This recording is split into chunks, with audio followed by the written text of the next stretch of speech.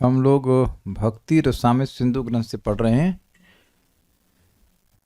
पूर्व विभाग द्वितीय लहरी साधना भक्ति श्लोक क्रमांक 183।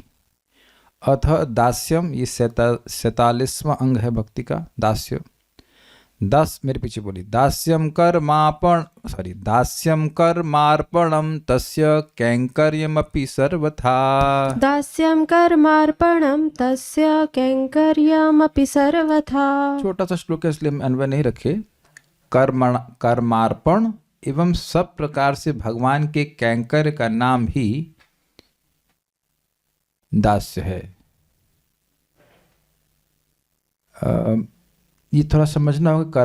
कर्मार्पण क्या है? कर्मार्पण है जो वर्णाश्रम के कर्म हैं, ब्राह्मण, क्षत्रिय, वैश्य, शूद्र या ब्रह्मचारी, गृहस्थ, वानप्रस्थ और सन्यास, सबके अपनी अपनी स्वभाव के अनुसार ये नियत किए गए हैं।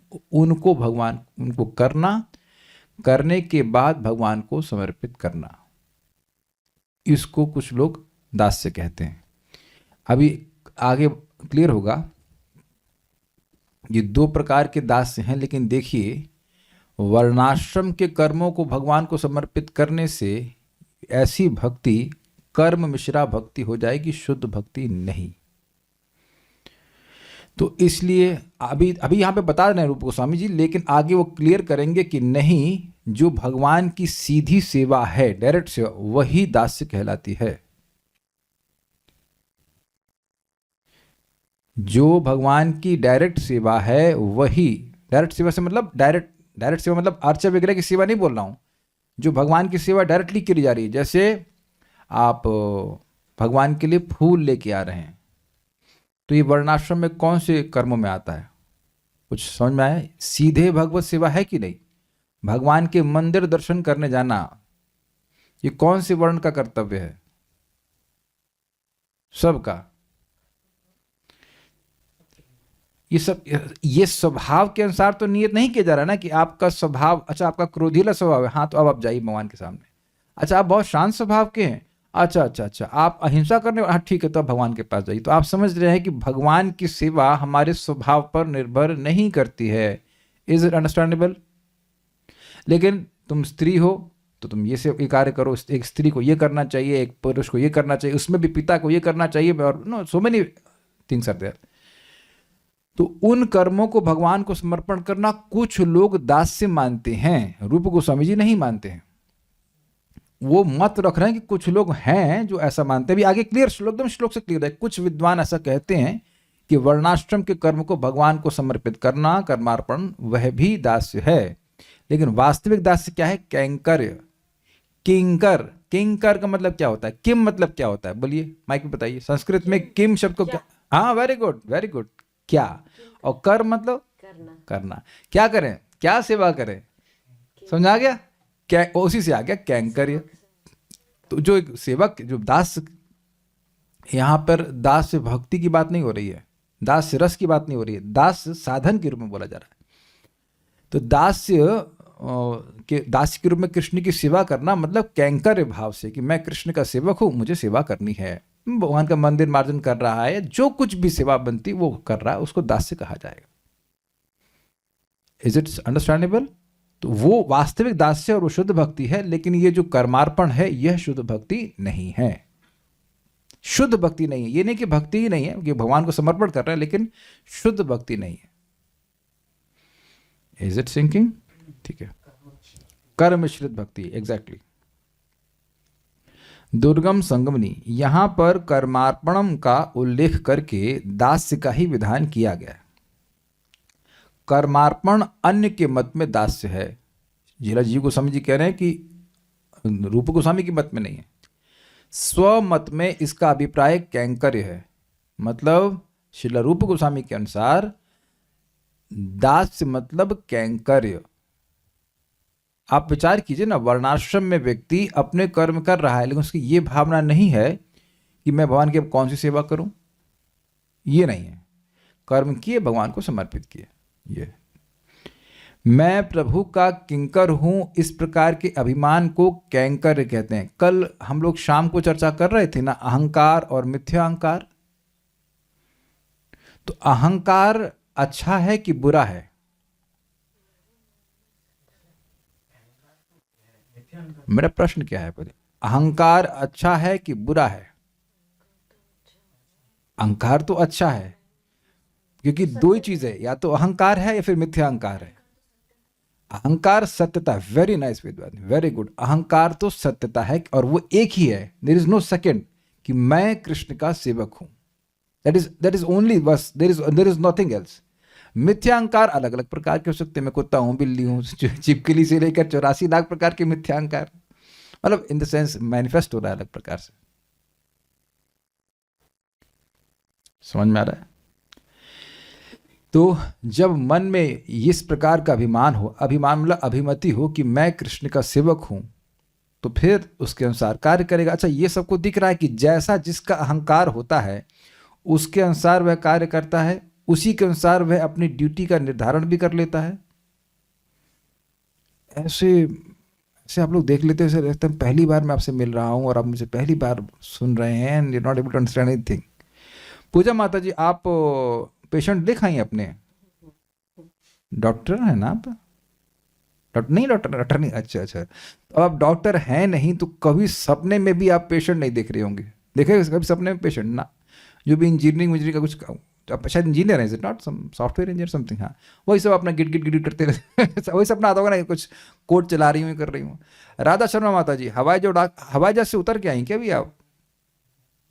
मुस्कुरा रही हैं कि पहले एयरफोर्स में जाना चाहती थी, भगवान ने इनका प्लेन गिरा दिया इनकी इच्छाओं का प्लेन गिर गया, भगवान ने चुरा लिया भाई चैंटिंग हरे कृष्णा, वो सब खत्म हो गया जबकि शायद सेलेक्ट भी हो गई थी, is it not, you are selected also, ना नहीं करना। तो अब अगर ये एयरफोर्स की पायलट होती, मान लीजिए इस समय, तो कहीं उड़ रही होती इज इट नॉट, मतलब ट्रेनिंग कर रही होती, ऐसे कुछ कर रही, तो ये जैसे सुबह उठती, हाँ मैं पायलट हूँ, वो भी फाइटर पायलट हूँ, you should have gone to air force, you know, मेरे good fighter so fighter pilot. लेकिन अब ये अपने अनर्थों से फाइटिंग कर रही हैं, फाइटिंग माया, that's very good, fighting spirit तो है, but I am trying to say कि अभिमान के अनुसार व्यक्ति कार्य करता है, ये बात है। तो इस प्रकार का किसी का शुद्ध अभिमान हो कि मैं कृष्ण का सेवक हूं, तो वो क्या करेगा? सेवा ही करेगा। मैं इस पे फोकस करना चाहता हूं, वो और कुछ नहीं ही करेगा। Is it sinking? इसलिए यह अभिमान इतना आसान भी नहीं है, इतना आसान भी नहीं है, ऑल्दो ये हमारी नेचुरल कंडीशन, लेकिन इतना आसान नहीं है, क्योंकि अगर हम भगवान की सेवा के अलावा और कुछ कर रहे हैं तो अभी वो अभिमान है, इसलिए ऐसा कर रहे हैं। क्या मैं बहुत कठिन लैंग्वेज यूज कर रहा हूं या सबको समझ में आ रहा है? आ रहा है, वेरी गुड, ठीक है। आगे आप देखिएगा, जैसा कि इतिहास समुच्चय ग्रंथ में उक्त है, एक बड़ी बात है भाई, इस जगत में लोग अनेक प्रकार के अभिमान से युक्त हैं, लेकिन ऐसा अभिमान जिसका हो कि मैं कृष्ण का सेवक हूं, उसकी महिमा क्या है, जरा सुन लीजिए, मेरे पीछे बोलिए। जन्मांतर सहस्रेषु यस्यान् मतिरिदृशी, जन्मांतर सहस्रेषु यस्य स्यान्मतिरिदृशी, दासोऽहं वासुदेवस्य सर्वान् लोकान् समुद्धरेदिति। दासोऽहं वासुदेवस्य सर्वान् लोकान् समुद्धरेदिति। एक्चुअली इति नहीं आना चाहिए, सर्वान् लोकान् समुद्धरेत, बस इतनी होना। क्या हो? हाँ, वो इति से जोड़ रखा है, वो टीका में इति है, मतलब इति में इस प्रकार, बट श्लोका इसलिए समुद्धरेत, ओके ठीक है। जन्मांतर सहस्रेषु, सहस्रों जन्मों के बाद यदि इस प्रकार मति होती, यदि बोले तो जरूरी नहीं है कि 1000 जन्म हो जाएंगे तो ऐसी मति हो ही जाएगी, अरे करोड़ों जन्म ले लिए हम लोगों ने, बट कदाचित का मतलब हुआ कि by the process of purification, हृदय शुद्ध करते करते करते करते उसकी ऐसी मति हो जाए कि मैं वासुदेव का दास हूं, तो वह सब लोगों का उद्धार कर सकता है। Amazing. He can deliver the whole universe. इसीलिए प्रभुपाद जी कहते थे कि ये जो दास शब्द लगाया गया है, ये निम्नता के लिए नहीं, है हाईएस्ट पोजीशन है, दासी, दास। और अद्भुत बात यह कि हम लोग सामान्यतः मैं शुभ कृष्ण प्रभु बोल रहा हूं, अच्छा काय के प्रभु हैं आप या व्हाटएवर, मैं स्वयं माता जी बोल रही हूं, लेकिन दास और दासी कहने में व्यक्ति कुछ संकोच अनुभव करता है, क्योंकि ये शायद अभी ऐसी भावना आई नहीं है।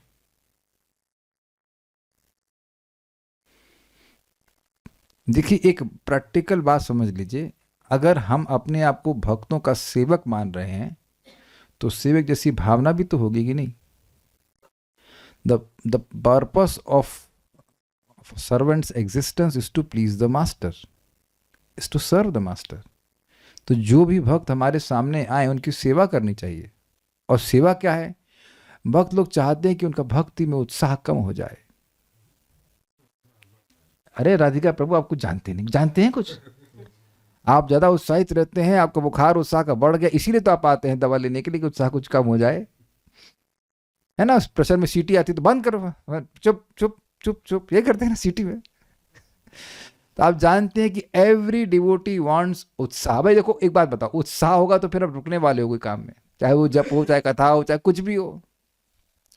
So every time you associate with a devotee, you should be at least an instrument to enthuse them.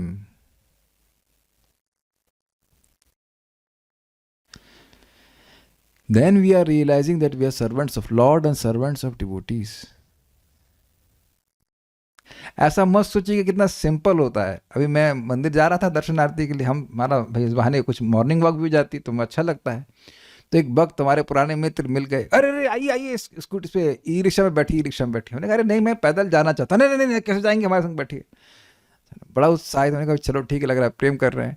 तुरंत बताया, अरे प्रभु जी आपको पता है and he was not talking about Bhagavatam, आपको पता है उस अमुक भक्त का वो सो एंड सो पोजीशन ले ली। अच्छा, मैंने कहा क्या यार हाँ, मतलब पैदल ही चले जाता तो अच्छा रहता। मैंने कहा क्या यार, हमको क्या करना भाई, हमको जिसको जो अंदर बाहर कुछ भी होता है वो केयर्स ना, आई डोंट केयर ना। तो भक्त लोग कॉन्शियस नहीं, इससे मेरा भक्ति में क्या उत्साह बढ़ा। अच्छा, एक और इंटरेस्टिंग बात आप देखो कि अगर कोई भक्त भूखा है तो अब बेचारा भूखे भक्त तो भजन ना हो, गोपाल आपने अच्छा प्रसाद दे दिया, उत्साह बढ़ता है कि नहीं? You feel very enthused. हमारा तो बहुत अनुभव है, बहुत अनुभव है भक्तों का, ब्राह्मणों का ये गुण ही है। प्रसाद पिला दीजिए, पवा दीजिए, फिर देखे कोई मंत्र उच्चारण करवाओ कोई दबा करके, पर हमारा समझाते हैं इस बात को।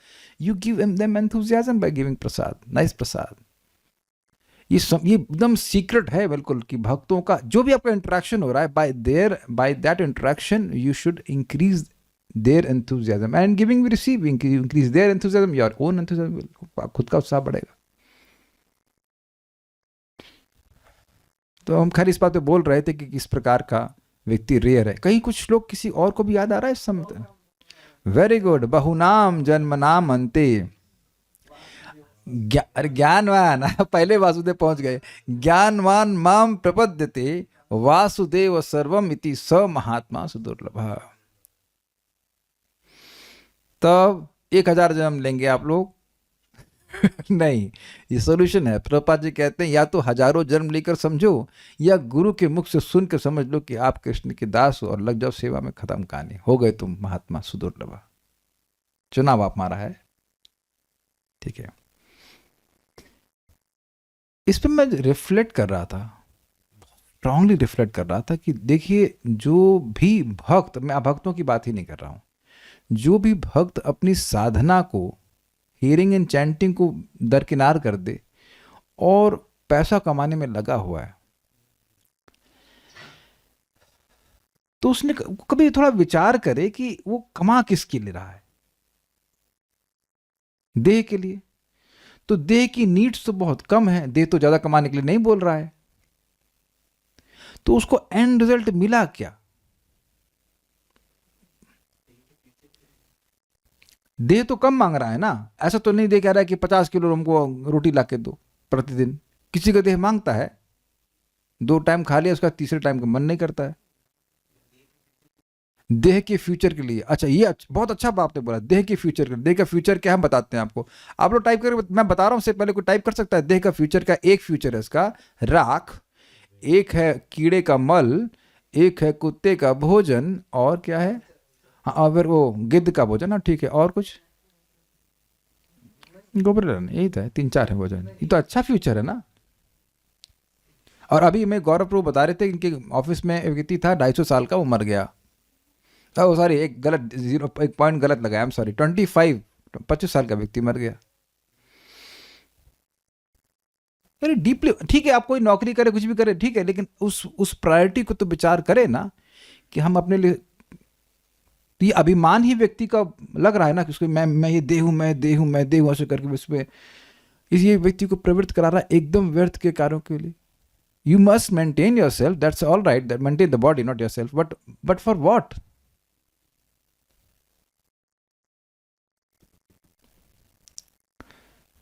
एक और वक्त ने बड़ा अच्छा बात बोला कि इसका फ्यूचर है बीमार होके दर्द देना। ये नियर फ्यूचर है। That's a good one, that's a good one. It is coming from realisation of a great self realise soul.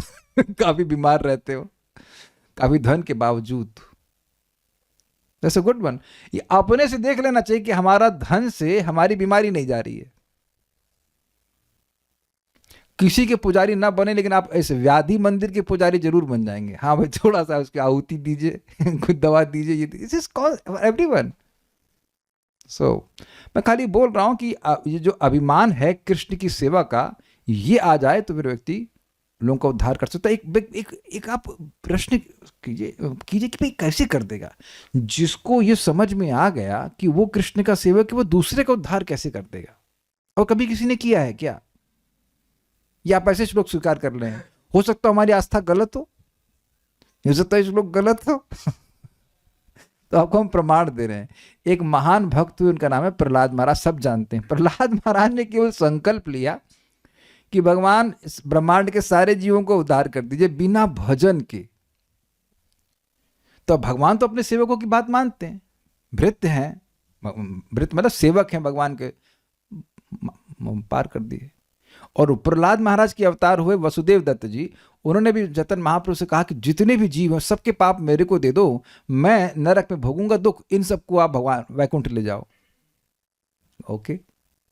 और महाप्रभु के लिए करना मुश्किल भी नहीं है, क्योंकि देखिए ब्रह्मांड की जो स्थिति है वो भगवान के आगे कैसी, वो थोड़ा समझ लीजिएगा। और न समझ में आए तो थोड़ा सरसों के बीज जरूर खरीद लीजिएगा, आप छौंक लगाने के काम में आएगा। तो सरसों के बीज की क्या सत्ता होती है?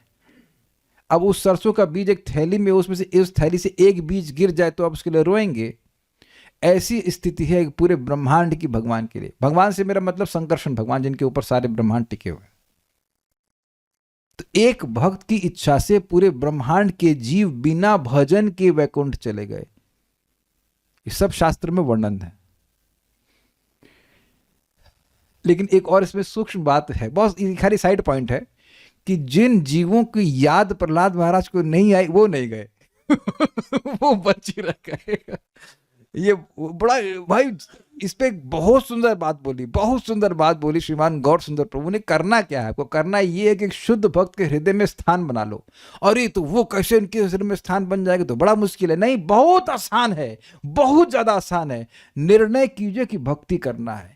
भक्ति करने से आप भक्तों के हृदय में स्थान बना लेते। अरे करना छोड़ दीजिए, केवल निर्णय करने से। प्रभु जी आप फर्जी बोल रहे हैं ना, हम नहीं मानते आपकी बात, हमारी बात मत मानो। वेपन्ते दुरितानि मोह महिमा समोहमालंबते सातंकम नखरंजनीं कलयति श्रीचित्रगुप्तः कृति सानंदम मधुपर्क संभृति विधौ वेद्धा करोत्य उद्यमं वक्तुम नाम्नि तवेश्वराभिलषिते ब्रूमः किमन्यत् परम। कितना सुंदर श्लोक है।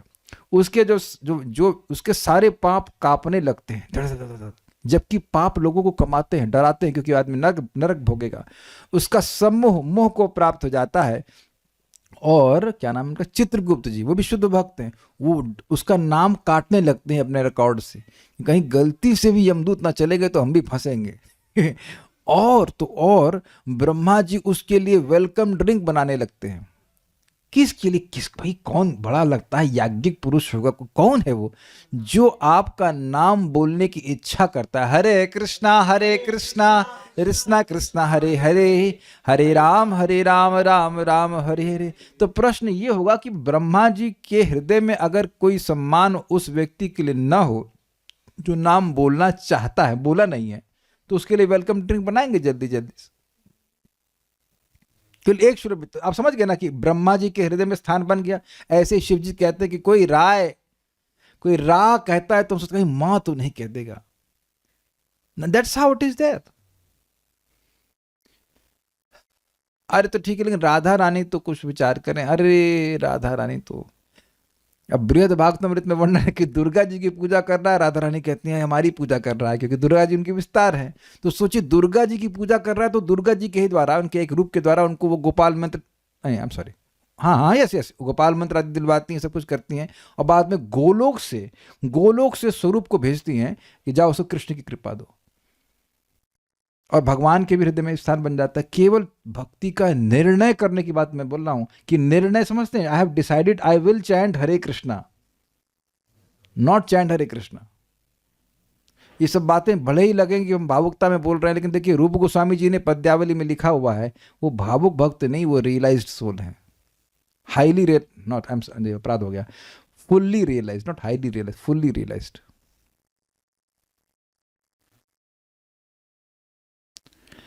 क्या कहते हैं, कुछ भजनानंदी संतों के मुख से मैंने ये सुन लिया है कि जब तक सिद्ध ना हो जाओ अपनी भक्ति ना खर्च करो। अर्थात किसी मैंने पता नहीं इसका अर्थ समझ लिया है कि नहीं, इसलिए प्रार्थना करते हैं तो उससे हमारी भक्ति खर्च होती है। आप मुझे मेरा टेस्ट ले रहे हैं, मेरे क्रोध को प्रकाशित कर, मतलब ऐसे ना कि पेट्रोल तो ऐसे भरा रहता है, माचिस मारना। हम गुस्सा नहीं होंगे, ये आप हमारी परीक्षा ले रही कि हम गुस्सा होंगे, ठीक है, नहीं होते गुस्सा। किसी के लिए प्रार्थना करते हैं तो उससे हमारी भक्ति खर्च होती है। इस प्रकार की संकीर्ण भावना से मुझे परेशानी हो रही है, प्लीज गिव मी करेक्शन। एक करेक्शन की आगे से जिंदगी में कभी ऐसे व्यक्तियों की शक्ल भी मत देखना। हम, आपको पता है मैं ये वो श्लोक क्यों बुलवाता हूं? तप्यन्ते लोकतापेना साधवः प्रायशो जनहा परमाराधनम तद्धि पुरुषस्य खिलात्मना। कौन बोला? ये श्लोक मैंने लिखा है, भागवत में ये श्लोक मेरे द्वारा लिखा गया है ना, मैंने लिखा है ना श्लोक। आप लोग, अब जिसने ये प्रश्न किया, अगर आपकी ना सिंसियर मतलब रिस्पॉन्सिबिलिटी है तो परम पूज्य राधा गोविंद महाराज जी का अमृत महोत्सव पूरा लेक्चर सुनना। और जब ये श्लोक आता है तो महाराज इतने स्ट्रांगली बोलते हैं कि देखिए यही सुखदेव गोस्वामी जो श्रवण कीर्तन कर रहे हैं और श्रवण कीर्तन की इतनी बार महिमा बोले हैं भागवतम में, वो बोल रहे हैं कि सबसे बड़ी उपासना भगवान की है कि दूसरों के ताप को देख करके मतलब द्रवित हो, उसके दुख को दूर करने का प्रयास किए। शिव जी उस समय जहर पिए थे, वो भागवत भी नहीं सुनाए थे वहां पर, केवल मटीरियल दुख दूर किए थे देवताओं का। And that time Sukhdev Goswami says this. और आप जाकर के वहां नवे स्कंद में है ना, कौन से राजा थे जो भूखे प्यासे पड़े हुए थे, क्या नाम था उनका? रंतिदेव। यस, रंतिदेव की आप कथा सुनिए। परम पूज्य राधानाथ महाराज इतना सुंदर स्टेटमेंट बोले ना, आप मजा आ जाएगा। और ये है 1.2.6 के आधार पर, your advancement in Krishna consciousness does not depend on how many rounds you are chanting but how much selfless you are. और यही सेम चीज वृंदावन चंद्र महाराज समझा रहे थे इसी श्लोक की व्याख्या करते हुए कि कभी कभी लोग बहुत भक्ति करते हुए देखे जाते हैं, लेकिन जरूरी नहीं कि वह साधना कर रहे हो, क्योंकि उनके हृदय में कुछ भौतिक इच्छा रहती है। और एक इंटरेस्टिंग बात है, चलिए अब इसी बात पे विचार कर लीजिए कि भक्ति ये उद्धार नहीं करने पे बात आ रही सारी बात, कि हम अगर किसी के लिए प्रार्थना करते तो हमारी भक्ति कम हो जाती है, ठीक है। अब हम जरा देख लें कि भक्ति कम किस चीज से होती है। 6 चीजें होती है जिससे भक्ति कम होती है। तो वेदवाद ने आपको याद है श्लोक? नहीं याद होगा, चलो किसी को याद होगा ना। रूप गोस्वामी जी बोले ना 6 चीज करने से, आराम से अत्याहार प्रयासश्च प्रजल्पो नियमाग्रह जनसंगश्च लौल्यम च षड्भिर्भक्ति प्रसिद्ध्यति। सॉरी, विनंक्षति। अरे जगा रहे आप लोगों को, जगे रहिए। अत्याहार, तो दूसरे के लिए प्रार्थना करना अत्याहार है कि नहीं? वार्षभानी भी माता जी बताइए। हैंड रेस करना हम बोलता तो हम चेक कर लेना, याद एकदम जगी रहिएगा। अत्याहार क्या ये प्रयास है? कोई भौतिक प्रयास है? नहीं, प्रजल्प है। हे गौरव प्रभु, भगवान करे गौरव प्रभु, हे कृष्ण बलराम जी गौरव प्रभु सुबह 5 बजे उठ के नाम जप करे, अरे भक्ति कम हो गई, ये प्रजल्प है? ये प्रजल्प नहीं, ठीक। नियमाग्रह है कि हम जो है नियम का पालन नहीं कर रहे हैं या भौतिक कुछ नियम पालन कर रहे हैं, ठीक है, नियमाग्रह भी नहीं, अकल है, सबको सब समझ में आता, पढ़ा चुका हूँ। जनसंघ है, ये तो है ही नहीं। और लौल्य है क्या, कोई भौतिक लालसा को लेकर चल रहे हैं। तो 6 के बाद माता जी 7वां कौन सा कारण है जिससे भक्ति खर्च होती, जरा हमको बताइएगा। इसीलिए मैं बता रहा हूं, जब तक कोई शास्त्र से ना बोले, वो चाहे कितना भी फेमस व्यक्ति हो, उसकी बात नहीं स्वीकार करना है। We are रूपानुगस। अमेजिंग रूप गोस्वामी जी हैं कि 6 के बाद आप 7वां 6.5 नहीं ढूंढ सकते। There is nothing beyond 6 which will decrease your bhakti. ये समझने का प्रयास कीजिए। अरे अब आपने पूछा तो मैं फिर उसी पॉइंट पे आ रहा हूँ कि कैसे एक भक्त जो अपने को भगवान का सेवक मानता है तो पूरे जगत को उद्धार करेगा। सेम वापस वसुदेव दत्त पे आ जाइए।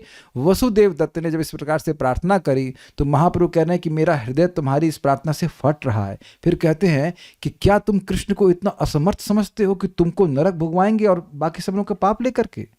फिर वहां पर वो कहते हैं कृष्ण के लिए पूरा ब्रह्मांड, पूरे सारे ब्रह्मांड खत्म हो जाए, उससे कुछ उनको नुकसान नहीं है। जिसके पास अनेक कामधेनु गाय हो, उसकी एक बकरी मर जाए तो क्या है। आप कहेंगे बकरी का उदाहरण क्यों? क्योंकि दुर्गा का मतलब भौतिक एनर्जी का नाम अजा भी है, जो अजन्मा है, कभी अनादि है, लेकिन अजा मतलब बकरी भी होता है। तो इसलिए कह रहे हैं कि जिसकी अनेक अनेक कामधेनु गाय हो, लक्ष्मियां हो, उसकी एक बकरी मर जाए तो क्या नुकसान है। बकरी मतलब पूरा भौतिक जगत भी समाप्त हो जाए तो भी कृष्ण को कोई दिक्कत नहीं है। But that mood of that compassion is amazing. That mood of compassion has to be there. तो हम खाली इस बात पे बोल रहे हैं कि जिसके मन में ये भाव आ गया कि मैं कृष्ण का सेवक हूं, उसकी एक प्रार्थना ही व्यक्ति को उद्धार करेगी। अभी पढ़ा था ना हमने 10.14.8 पढ़ाया था कि नहीं पढ़ाया था कि जो कि अमुक्ति पदे दाय भाग हृदवाग वपुर्भिर, अपने मन से भी वो प्रार्थना कर ले कि सामने वाले को मुक्ति मिल जाए तो उसको मुक्ति मिल जाती है। पढ़ाया था कि नहीं पढ़ाया था? आप थे शायद क्लास में था। सी, केवल संकल्प मात्र से प्रहलाद महाराज नहीं करती है। अच्छा एक बात, आप लोगों ने कभी किसी भक्त के लिए प्रार्थना करी है, उसके बाद आप लोगों को जब में सारा टेस्ट खत्म हो गया होगा ना? हरे कृष्ण मंत्र भूल गए होंगे आप लोग। और फीलिंग कैसे आई थी? Did you feel your heart expanded? तो अब बताइए, अब जिसने भी बोला है वो क्या कर रहा है हमको नहीं समझ में आ रहा है। हम कुछ और हम बोलेंगे तो अपराध बन सकता है, लेकिन हमको ये इस मामले में बस हमको आपने गुस्सा दिला दिया इस बात पे। आप पे गुस्सा नहीं हो, लेकिन इसीलिए लोगों से मिलना ही नहीं चाहिए।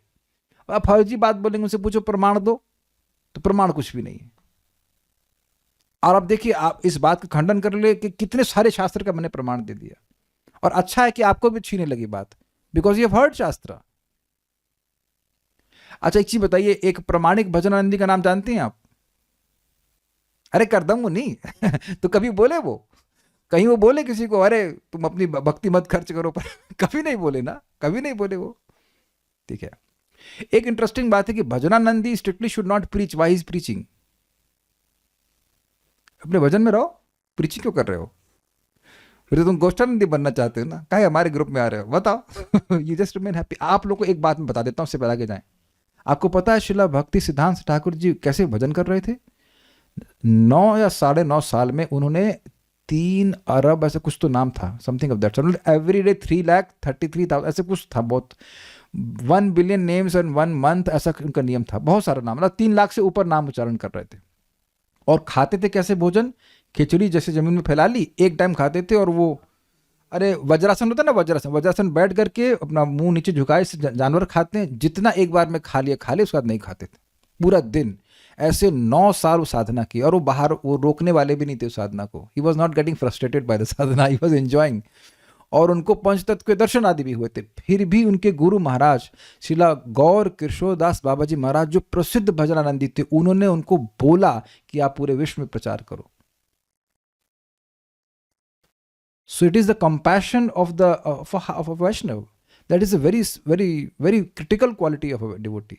आपने सुना भी ना भजन, वैष्णव जन तेने कहिए जे पीर पराई जान रे। आपने तो मुझे ट्रिगर कर दिया, बहुत मजेदार बातें आ रही हैं हमको। एक और भी शायद तुलसीदास जी कहते हैं कि क्या है वो, नवनीत समाना कैसे आता है वो, संत संत संत हृदय, लेकिन गा नहीं पा रहा हूं उसको मैं। नहीं, संत हृदय नवनीत समाना, कहा कवि पर कहा न जाना, यही बोला है ना ऐसे ना, कि संत का हृदय नवनीत के समान है। कवि ने ऐसा कहा लेकिन कवि माना कि ना हम ठीक से नहीं कहे। क्यों? आगे की लाइन में भूल गए, लेकिन इसका अर्थ इस प्रकार से है कि देखिए, मक्खन को खुद ताप मिलता है तब वो पिघलता है, लेकिन संत का हृदय दूसरे के ताप को देखकर पिघल जाता है ना। मक्खन कहीं दूसरा उबाल नहीं, दरबारा पिघल जाए, ऐसा तो होता नहीं है। तो दिस इज द, और आप वहां पे पढ़ा चुका हूं, कौन सा ग्रंथ था वो नाम, हरिनाम, हरिनाम, हरिनाम चिंतामणि। उसमें 3 मूल सिद्धांत थे, ईटिंग, मेटिंग, स्लीपिंग नहीं था, नाम रुचि, वैष्णव सेवा और जीव दया, ये मूल सिद्धांत है। नाम रुचि जीव दया सर्वधर्म सार, यही है ना। फिर तो उन लोगों को कमाने दीजिए भक्ति। श्रीमद् भागवतम के 10.81 तो मैं इस सब बातों की व्याख्या, सब बातें इसलिए आई हैं कि जिसके हृदय में ये भाव आ गया कि मैं कृष्ण का सेवक हूं, वो किसी का भी उद्धार कर सकता है, उनको भगवान की भक्ति प्रदान करके।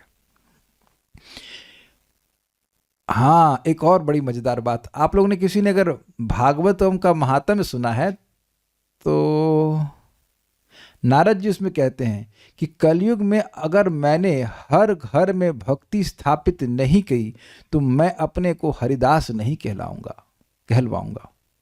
ये एग्जैक्ट वर्ड्स हैं, मतलब संस्कृत तो भूल गया, बट ये इंपॉर्टेंट पॉइंट है। आज फिर सीन चेंज कर ले, चैतन्य चरितामृत अंत लीला अध्याय 3 और हरिदास ठाकुर जी और महाप्रभु का डिस्कशन, जहाँ पे महाप्रभु कह रहे हैं कि लोग इतना पाप कर रहे हैं कलयुग में, गायों की, ब्राह्मणों की हिंसा करें, कैसे उनका उद्धार होगा।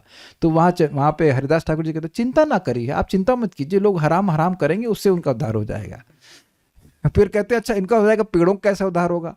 पेड़ों का क्या? तो Mahaprabhu is praying even for trees. और इस कारण से बाद में उसके लास्ट सेक्शन में आप कहेंगे कि महाप्रभु की भक्ति उससे खत्म हो गई। तो प्रार्थना कर रहे थे ना सबके लिए, प्रार्थना कर रहे थे ना भाई, भक्ति नहीं खत्म हो जाएगी, खर्च एकदम खत्म, 0 पे आ गए, फिर उनको श्रद्धा के स्तर पे आ गए, प्रेम से वापस श्रद्धा के स्तर पे आ गए। समझ गए ना मेरा कटाक्ष?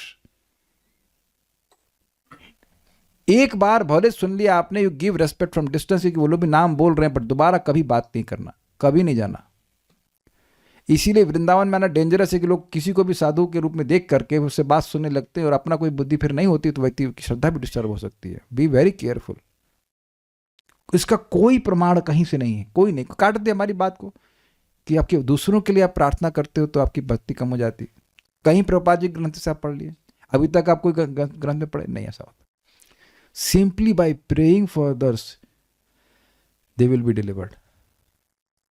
श्रीमद् भागवत के 10.81.36 में इसी प्रकार सुदामा जी की उक्ति है। मेरे पीछे बोलिए, ये दास चाहते हैं, तस्यैव मे सौहृद सख्य मैत्री दास्यम पुनर्जन्मनि जन्मनि स्यात्। तस्यैव मे सौहृद सख्य मैत्री दास्यं पुनर्जन्मनि जन्मनि स्यात्। महानुभावेन गुणालयेन विसज्जतस्तत् पुरुष प्रसंगः।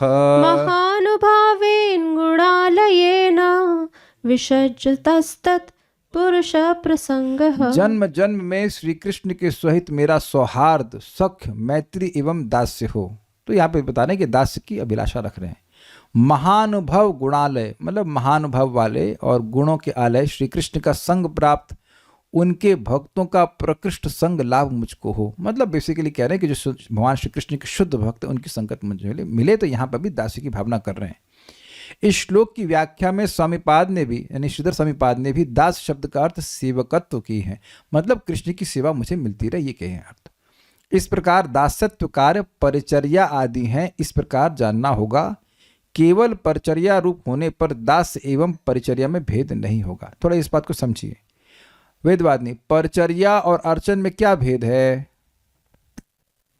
अर्चन डायरेक्ट होता है और परिचर्या जैसे भगवान के लिए फूल लाना। हाँ, तो मतलब सिंपल सर्विसेज जिसे कहना चाहिए, फूल चुन रहे हैं, फूल उगा रहे हैं, लाइक दैट।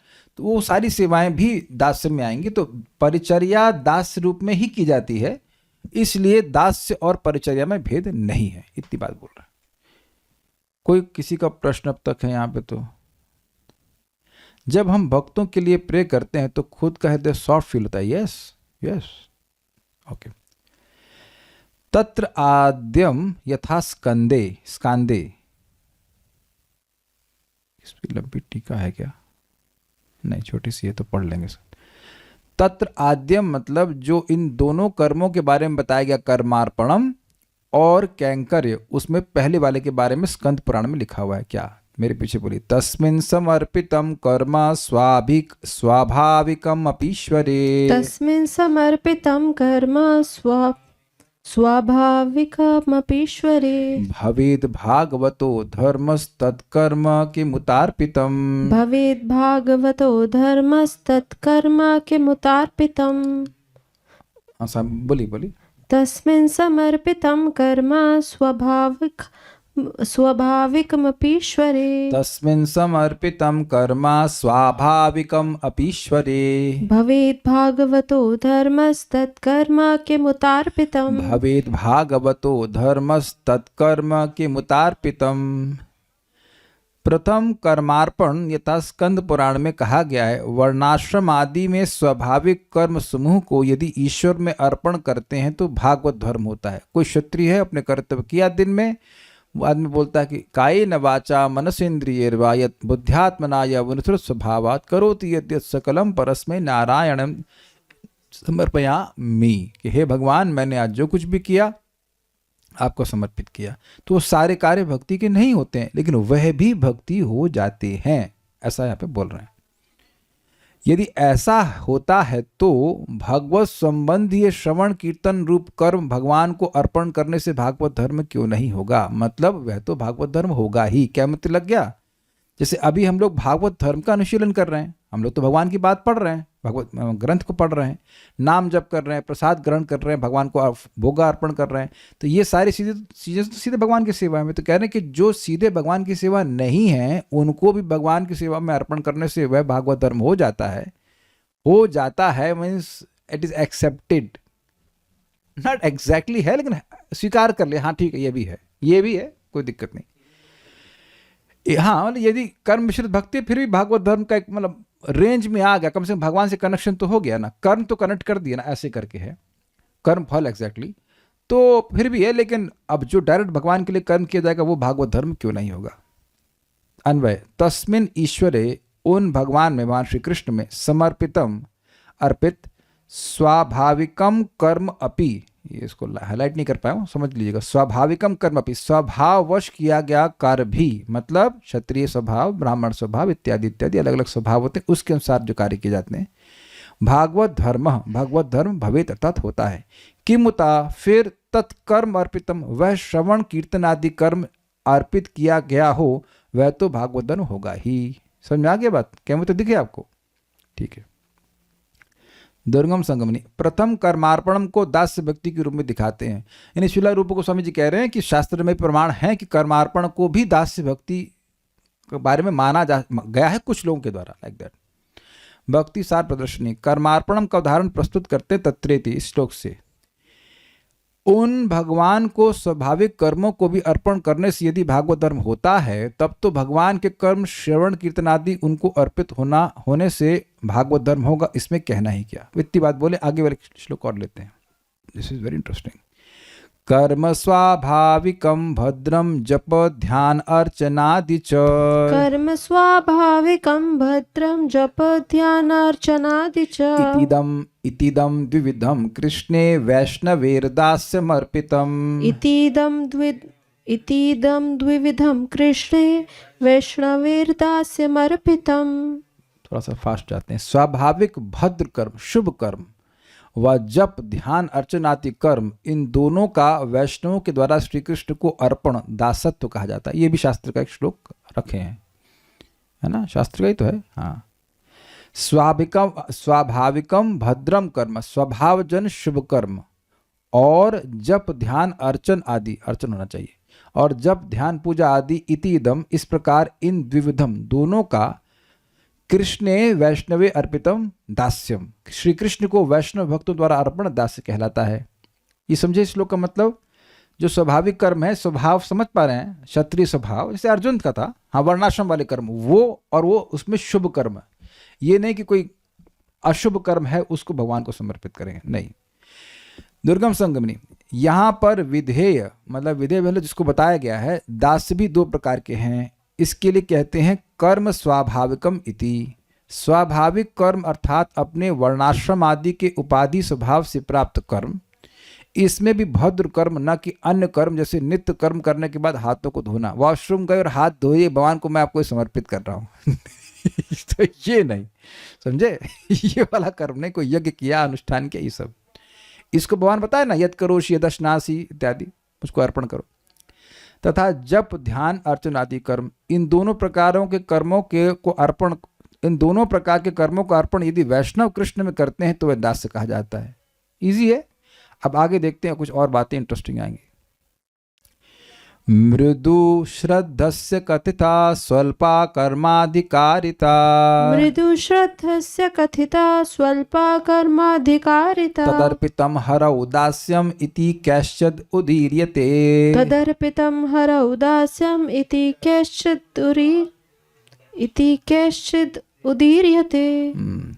जिसकी भक्ति में मृदु श्रद्धा है और उसका कर्म में स्वल्प अधिकार है, थोड़ा अधिकार है कर्म में, वह कर्म यदि श्री हरि को अर्पण किया जाता है तो कोई कोई उसे दास्य कहते। तो अब यहाँ रूप गोस्वामी जी क्लियर कर रहे हैं कि वास्तविक रूप से दास्य नहीं है, लेकिन कुछ लोग उसको दास्य मानते हैं। मृदु श्रद्धा, मृदु मतलब कोमल, जिसकी भक्ति में मृदु श्रद्धा है, बहुत श्रद्धा नहीं है, लेकिन स्वल्पा कर्माधिकारिता, और उसका कर्म में अधिकार है थोड़ा, मतलब वर्णाश्रम क्षत्रिय जो भी कर्म है उसका। तद अर्पितम हरौ, वह कर्म यदि श्री हरि को अर्पण किया जाता है तो उसे दास्यम कथिता, दास्य कहते हैं। इति कैश्चित् उदीर्यते, ऐसा कुछ विद्वानों द्वारा कहा गया है। तो ये अपना मत बता रहे हैं रूप गोस्वामी जी की, कुछ अन्य विद्वानों का, स्पष्ट है अन्य विद्वानों का, इस अपना मत नहीं बता रहे हैं। और इसी को जी गोस्वामी जी क्लियर करेंगे, उसका हमारा लेक्चर समाप्त। दुर्गम संगोनी, दूसरा वाला कर्म, यानी कि ये देखिए बहुत ध्यान से सुनिए, बहुत इंस्पिरेशन मिलेगा, मजा आ जाएगा। दूसरा वाला कर्म यानी कैंकर्य, यानी कि जप, ध्यान आदि रूप कर्म यदि अर्पण नहीं किया जाता है तो दासत्व का अभाव होने पर भी वह शुद्धा भक्ति का अंग है। ये समझे बात? देखिए एक सिंपल सी बात समझिए। इस जगत में व्यक्ति किसी को गाली दे, अबे बेवकूफ, तो अब किसी को मान लीजिए कोई, अब आप देखा ही होगा आपने, रोड पे जा रहे हैं, कोई व्यक्ति, दो चार लोग गाली दे रहे हैं किसी को, तो आपको लगता है आपको गाली दे रहे हैं? नहीं, नहीं लगता। जब तक गाली अर्पित नहीं की जाएगी, अब मानेंगे कि गाली दी गई। बहुत बहुत लोग गाली देते हैं ना। अच्छा, मैं कहूं कृष्णा, अबे कृष्णा है, किसको बोला? तो अब आप कृष्ण को अर्पण करें या ना करें, ये नाम किसका है? कृष्ण का। किसको बुला रहे हैं आप? कृष्ण को बुला रहे हैं। समझ में आया? हे भगवान, मैंने जो आज नाम उच्चारण किया आप उसे स्वीकार करो। वो पहले ही स्वीकार कर लेते हैं, आपके बोलने से पहले ही स्वीकार कर लेते हैं। कुछ समझ में आ रहा है कि नहीं आ रहा है? नामोच्चारण अपने आप में भक्ति, उठाया हमारा, जैसे जब करना शुरू किया, हरे कृष्ण हरे कृष्ण हरे राम, वो भक्ति हो जाता है। ये नहीं कि पूरा प्रोसीजर लें और फाइल में रख करके हाँ ये लीजिए जमा कर रहे हैं, आपको समर्पण कर रहे हैं, नहीं। This is really really nice, this is super super duper nice, super duper nice. हम तो बड़ा खुश हुए थे भाई, वाह। यानी जिसको जब आप बोल देंगे, जब करने के शुरू किया, वो तो भक्ति होना शुरू हो जाएगी, वो भक्ति का अंग है। लेकिन पूर्व वाला यानी कि वर्णाश्रम कर्म अर्पण करने या ना करने पर शुद्ध भक्ति का अंग नहीं है। समझे बात? क्षत्रिय होकर कार्य कर रहे हैं, भगवान को समर्पित भी कर रहे हैं, तब भी शुद्धा भक्ति नहीं है, वो कर्म मिश्रित भक्ति है। लेकिन अब जब कर रहे हैं, भगवान का ध्यान कर रहे हैं, जो कुछ भी कर रहे हैं, तो वो अर्पण करें ना करें, वो सीधे भगवान से संबंधित है, इसलिए वो शुद्ध भक्ति का अंग है। Very nice, very nice, very very nice. इसलिए नित्य नैमित्तिक कर्म का अर्पण दास्य नहीं है। नित्य मतलब जो रोज करते हैं, अग्निहोत्र यज्ञ आदि, और नैमित्तिक मतलब श्राद्ध आदि। यही श्रील रूप गोस्वामी का मत है और हम उनको ही फॉलो करते हैं, हम सब लोग, मतलब इसीलिए कहते हैं मृदु श्रद्धे से थी, इस श्लोक को बोल रहे हैं। दूसरों का मत है कि कर्म अर्पण करने से दास होगा। अतः 1.2.185 में पहले कथन का यह सार तात्पर्य है। मतलब जो हमने 185 में पढ़ा, कहाँ गए? ये अपने स्वाभाविक कर्म को भगवान को अर्पण करना ये दास्य है, और जप ध्यान अर्चन आदि भी दास्य है। तो ये पहली लाइन है, ये रूप गोस्वामी जी का मत नहीं है। समझ में आया? भद्र स्वाभाविक कर्म को भगवान को अर्पण करना ये दास्य नहीं है, ये रूप गोस्वामी जी कह रहे हैं। समझे? दास्य भिन्न है अर्पण से। इसका स्पष्टीकरण श्रीमद् भागवतम के 7.5.23-24 में उक्त है। क्या है दास्य? ये है दास्य। मेरे पीछे बोलिए, सब लोगों को पता भी होगा, बोलिए और जोर से बोलिए कि नींद गायब हो जाए। श्रवणम कीर्तनम विष्णु स्मरणम पाद सेवनम, श्रवणम कीर्तनम विष्णु स्मरणम पाद सेवनम, अर्चनम वंदनम दास्यम सख्यम आत्म निवेदनम, अर्चनम वंदनम दास्यम सख्यम आत्म निवेदनम, इति पुंसार्पिता विष्णु भक्तिश्चेतनवलक्षणा, इति पुंसार्पिता विष्णु भक्तिश्चेत नवलक्षणा। सब बोल गए? भक्तिश्चिन्नवलक्षणा, इति पुंसार्पिता विष्णु भक्तिश्चेन्नवलक्षणा, इति पुंसार्पिता विष्णु भक्तिश्चिन्नवलक्षणा, क्रियते भगवत्यधा तन्मन्येधीतम उत्तमम्, क्रियते भगवत्यर्थ। आपको पास वाला चश्मा देना पड़ेगा। क्रियते भगवत्यधा तन्मन्येधीतम उत्तमम्, क्रियते भगवत्यथा तन्मन्येधीतमुत्तमम्। हम इस श्लोक को बोलने के लिए इससे उत्साहित हैं क्योंकि एक भी व्यक्ति यहाँ पे नहीं है जो इस श्लोक को अपने जीवन में अप्लाई न कर रहा हो। जो सर्वश्रेष्ठ विद्या का अनुशीलन कर रहा है वो सर्वश्रेष्ठ है। Is it sinking in? सुनाई पड़ा मैंने क्या बोला? जो सर्वश्रेष्ठ विद्या का अनुशीलन कर रहा है वो सर्वश्रेष्ठ है, वो सबसे बड़ा विद्वान है। देखने में वो लड़की या लड़का या गृहस्थ या व्हाटएवर कुछ भी लग सकता है। अच्छा, एक एक को समझ लीजिए। श्रवणम सुनाई पड़ रहा है? प्रियंका माता जी सुनाई पड़ रहा है आपको? इजी है ना? हाँ ठीक है, तो ये हो गया। कीर्तनम, अभी आप लोग कीर्तन कर रहे थे ना, हरे कृष्णा बोले, श्लोक बोले, तो ये तो आप लोग बड़े आसानी से करते हो। किसका? विष्णु का श्रवण कीर्तन, ये तो सबसे आसान है। स्मरणम, ठीक है, भगवान का। ये विष्णु का सब, श्रवणम विष्णु, कीर्तनम विष्णु, स्मरणम विष्णु, ऐसे आप मैप कर लीजिएगा। विष्णु को सेंटर में डाल लीजिए और 9 पॉइंट्स गोल गोल घुमा दीजिए सर। पाद सेवनम, भगवान का विष्णु का पाद सेवनम। अर्चनम, कोई अगरबत्ती अर्पण किया सुबह से? कोई नहीं किया? अगरबत्ती नहीं, बेचारा गरीब लोग हैं, गरीब उस्ताद कर दिए। हाँ ठीक है। योग माया माता जी कुछ करी आप अगरबत्ती? हाँ तो ठीक है, गुड। वंदनम, गीता का पाठ करना या कुछ और प्रार्थना भगवान के लिए करना। दास्यम, सख्य मतलब मित्रता करना। आत्मनिवेदन मतलब सब कुछ भगवान को समर्पित कर देना। ये 9 है। कितना सुंदर है ना? हम लोग कितनी कितनी किताबें पढ़े, उसमें कंटेंट ही 20-25 हुआ करता था और एक भी कंटेंट का भगवान से संबंध नहीं होता था। समझ गए ना मेरी बात? मैथ्स, फिजिक्स, केमिस्ट्री क्या पढ़ते थे, और यहाँ पूरे भागवत के लिए मैं आपको खास केवल 9 टॉपिक पढ़ने हैं। श्रवणम कीर्तनम विष्णु तो है। श्रवणम गिनिए, श्रवण कीर्तन स्मरण पाद सेवनम अर्चन वंदन दास्य सख्य आत्मनिवेदन। और एक और बड़ी इंटरेस्टिंग बात बताऊं आपको, इसमें 9 में से 8 रख दीजिए, 8 की जगह 7, 6, 5, 4, 3, 2, 1, 0 नहीं होना चाहिए। कोई एक भी कर रहा है तो भी उत्तमम। लेकिन एक इंटरेस्टिंग पॉइंट है, ये नवलक्षणा भक्ति जब विष्णु को अर्पित की जाती है मनुष्य के द्वारा डायरेक्टली, क्रियते भगवत अधा। अधा मतलब डायरेक्ट भगवान के बारे में सुनो, डायरेक्ट भगवान का कीर्तन करो, डायरेक्ट भगवान का स्मरण करो, डायरेक्ट भगवान की सेवा करो। ये है हिसाब किताब। इसको मैं सर्वश्रेष्ठ मानता हूं, अर्थात प्रहलाद महाराज बोलते हैं ये सर्वश्रेष्ठ है। समझा के बात? ये श्लोक है, उसका अनुवाद पढ़िए। ये है भगवान का दास्य। हाँ बोलिए। प्रहलाद जी ने कहा, भक्ति के 9 भेद हैं।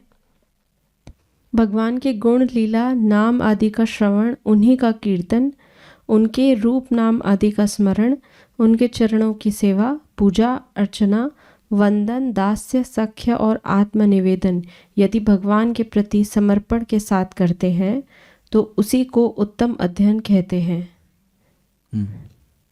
पढ़िए। यहाँ पर दास्य से अर्पण पृथक है। यहाँ पर दास्य से अर्पण पृथक है, इस प्रकार प्रतीत होता है। ठीक है, तो मूल बात है कि दास्य मतलब दास्य से मतलब यहाँ का मतलब समझ गई, मतलब वो जो कर्मार्पण की बात कर, कर्मार्पण और दास से अलग है, क्योंकि इसमें कर्मार्पण की बात नहीं आ रही है, ये बात बोलना चाहते हैं। भक्ति सार प्रदर्शनी जब पढ़ी आगे, जब ध्यान अर्चन का अर्पण न करने पर भी शुद्ध भक्ति होती है, किंतु पूर्वोक्त वर्णाश्रम कर्म का अर्पण करने पर भी शुद्ध भक्ति नहीं होती है।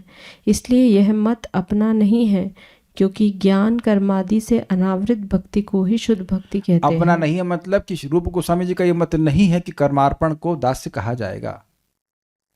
देखिए बात समझिए, एक मैं फिर से समझाता हूँ, आप लोगों को नहीं समझ में आएगा। ये जो श्लोक बोला गया दास्य का, इसमें आया ना दास्य, इसको शुद्ध भक्ति के अंतर्गत रखा गया श्रवण कीर्तन के इसमें, और कर्मार्पण जो है वो शुद्ध भक्ति है नहीं। समझ रहे हैं ना बात, क्योंकि उसमें कर्म किया और फिर भगवान को समर्पित किया, डायरेक्टली भगवान के लिए कर्म नहीं किया। कुछ समझ रहे हैं बात, तो इसलिए कह रहे हैं यहां पर दास से अर्पण पृथक है, इस प्रकार प्रतीत होता है। यहां पर दास से मतलब जो दास से आप इस श्लोक में सुने वो दास्य भगवान को कर्मार्पण नहीं है। तो क्लियर 100 की सीधी बात यह है कि जो कर्मार्पण है वह भक्ति नहीं है। आई मीन टू से शुद्ध भक्ति नहीं है, शुद्ध भक्ति नहीं है। भक्ति तो है लेकिन मिश्रित भक्ति है। इसलिए श्रद्धा का मृदुत्व का अर्थ है भगवत भक्ति से ही सब कुछ होगा, इस दृढ़ विश्वास का भाव रहना। पॉइंट क्या है देखिए, भगवान की भक्ति करके, डायरेक्ट भक्ति करके मुझे सारी सफलता प्राप्त हो जाएगी, तो क्या वो वर्णाश्रम कर्मों में टाइम बर्बाद करेगा? नहीं करेगा, सीधे भगवान की भक्ति करेगा। तो जिसका जो वर्णाश्रम के कर्मों को भगवान को समर्पित कर रहा है उसका वर्णाश्रम पे विश्वास है और भक्ति पे विश्वास है कम। इजी, इसीलिए वो ऐसा कर रहा है। तो ऐसे लोगों के लिए कुछ लोगों ने ऐसे कह दिया कि दास्य, लेकिन वास्तविक रूप से दास्य नहीं है। प्रहलाद महाराज अपने कर्मों को समर्पित कर रहे थे भगवान को, नहीं। ये चीज है। कोई प्रश्न किसी वक्त का है? क्या कर्म अर्पण करने की कोई विधि है या केवल संकल्प से के साथ जल अर्पित करने से हो जाता है? नहीं, जल की कोई जरूरत नहीं है, केवल मन में संकल्प भी करने से हो जाता है। देखिए आप भगवत गीता पढ़े होंगे, उसमें बिल्कुल स्पष्ट है कि कोई व्यक्ति कोई भी यज्ञ कर रहा है तो उसके पीछे उसकी इंटेंशन होती है कि मुझे बेटा चाहिए, मुझे ये चाहिए, मुझे स्वर्ग चाहिए। और अगर वो ना करके वो खाली इसके मन में संकल्प हो कि मुझे मेरा हृदय शुद्ध हो जाए, मुझे और कुछ नहीं चाहिए, तो उसे वहीं वो कर्म भगवान को चला जाता है। वही समझने में कठिनाई नहीं होनी चाहिए, क्योंकि आप लोग पहले बैंक में पैसा ट्रांसफर करने के लिए चेक कराते थे, ये करते थे, वो करते थे। यहाँ क्या है, बस एक बटन दबाया और कुछ कोड दबाया और हो गया ट्रांसफर। और कुछ करना पड़ता है, बैंक जाना पड़ता है। सारा गेम तो कॉन्शियसनेस का ही है ना। उसके लिए आप फिर से श्लोक सुन सकती हैं, एषा भी ते विहता सांख्ये बुद्धिर्योगे तमाम शुणु, बुद्धिया युक्तो यया पार्थ कर्म बंधम प्रहास्यसि। तो कौन सा श्लोक है? 2.39, इज इट नॉट? तो इस प्रकार की बुद्धि से युक्त होकर कि ये कर्म मेरे लिए नहीं है, उसका फल भगवान के पास जाए। कर्मार्पण भक्ति क्यों नहीं है? Please clear. भाई देखिए, भक्ति की जाती है सीधे भगवान के लिए। जैसे कि आप भगवान के लिए जप कर रहे हैं, हरे कृष्ण मंत्र जप कर रहे हैं, ये आपके स्वभाव के अनुसार नहीं है। यहां सबका स्वभाव अलग है कि नहीं, पहले ये बताइए, है कि नहीं? आप सब लोग मेरे स्वभाव के हैं ना? नहीं, अच्छा है, अच्छा है, वर्ल्ड इज गुड। तो अब सबका स्वभाव जब अलग है तो सब लोग सुबह क्या एक ही काम करते हैं, हरे कृष्ण हरे कृष्ण कृष्ण कृष्ण हरे हरे हरे राम, क्या ही कर रहे हैं सब लोग एक साथ? राधिका प्रभु, आपका स्वभाव मेरे जैसा है? अरे आपका इतना खराब स्वभाव तो ना हो सकता है। तो आप समझ लीजिए, सब लोग एक काम, जब आप बताओ ना, अगर ब्राह्मण है तो उसको पठन पाठन में लगना चाहिए, क्षत्रिय है तो उसको ईश्वर भाव होना चाहिए, वैश्य उसका बिजनेस का स्वभाव होना चाहिए। लेकिन यहाँ पे कुछ लोग नौकरी कर रहे हैं, कुछ लोग बिजनेस भी कर रहे हैं, कुछ लोग टीचर भी होंगे। तो सब लोग हरे कृष्णा क्यों कर रहे हैं? यानी Hare Krishna is not as per your swabhav. समझ में आ गया आपको? ये तो जीव का स्वरूपगत लक्षण है। लेकिन स्वभाव मतलब जो हमारे संस्कार मन में बने हुए हैं, किसी को बिजनेस करने की प्रवृत्ति, किसी की नौकरी की प्रवृत्ति, नौकरी में भी अलग अलग प्रकार के भेद हैं, तो उसके अनुसार उसको बोलते हैं कि भाई ये कर्म तुम भगवान को समर्पित करो। तो ये अच्छी बात है, ये खराब बात नहीं है, लेकिन ये शुद्ध भक्ति नहीं है। ये नहीं कह रहे कि भक्ति ही नहीं है, शुद्ध भक्ति नहीं है, ये कर्म मिश्रित भक्ति कहलाती है। ये भी लाभकारी, ये भी कर्म बंधन से मुक्त करती है, लेकिन भगवान का शुद्ध प्रेम नहीं दे सकती है। और कुछ? हम जो कथा सुनते हैं वो भी चोरी के पैसे से, और जिस मोबाइल से सुनते हैं वो भी चोरी के पैसे से। अच्छा, हमको भक्ति मिलेगा या नहीं, हम शुद्ध भक्ति मार्ग पर आएंगे या नहीं कभी, क्योंकि हम तो पाप करना है। कर्मार्पण ठीक है, अब क्या बोले, आपको चोरी करनी पड़ रही है तो ठीक, शादी कर लीजिए, और क्या कह सकते हैं, चोरी नहीं करनी पड़ेगी, कोई माता जी हैं, ठीक है।